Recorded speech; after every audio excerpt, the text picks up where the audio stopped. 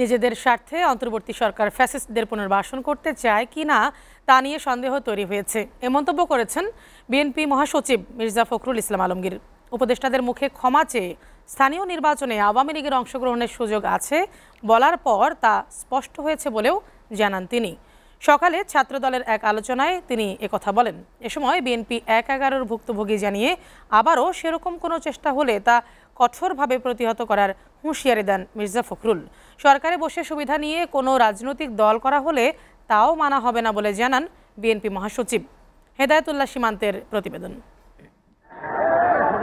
দেশে পরিবর্তিত পরিস্থিতির মধ্যে আবারও উত্তপ্ত শিক্ষাঙ্গন। মঙ্গলবার খুলনা প্রকৌশল ও প্রযুক্তি বিশ্ববিদ্যালয়ে ছাত্র রাজনীতি বন্ধকে কেন্দ্র করে দুই পক্ষের মধ্যে সংঘর্ষ হয়েছে। কমপক্ষে ৩০ জন আহত হয়েছে। এই ঘটনায় ছাত্রদলকে দায়ী করছেন সাধারণ শিক্ষার্থীরা। আর ছাত্রদল দায় অস্বীকার করে প্রকৃত অপরাধীদের চিহ্নিত করার দাবি জানিয়েছে। এমন বাস্তবতায় ঢাকা মহানগরে নতুন সদস্য সংগ্রহ ও পুরনো সদস্য নবায়ন ফরম বিতরণ আর গণ অভ্যুত্থান পরবর্তী বাংলাদেশের নতুন ধারার ছাত্র রাজনীতি শীর্ষক এই আলোচনা সভার আয়োজন করে জাতীয়তাবাদী ছাত্রদল।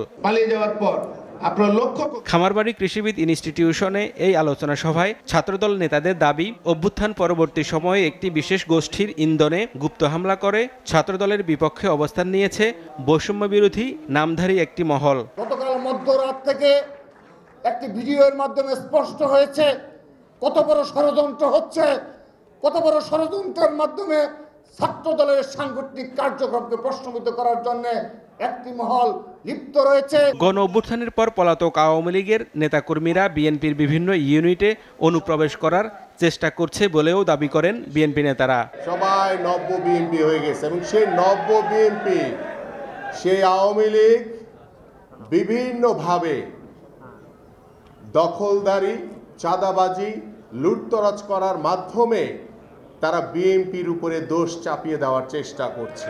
16 বছর এই ছাত্রদলের নেতাকর্মীদেরকে ধ্বংস করার জন্য এমন কোনো কাজ এই ফ্যাসিবাদরা করেনি, আমরা দেখিনি। সব করেছে, কিন্তু জাতীয়তাবাদী ছাত্রদলকে ধ্বংস করা সম্ভব হয়নি। আলোচনায় বিএনপি মহাসচিব দাবি করেন, নির্বাচন বিষয়ে অন্তর্বর্তী সরকারের তৎপরতা নিয়ে মানুষের মনে সন্দেহ তৈরি হয়েছে। জানান, নিরপেক্ষতা হারালে দরকার হতে পারে আরও একটি নিরপেক্ষ সরকারের। কতগুলো সন্দেহের সৃষ্টি হয়েছে মানুষের মধ্যে।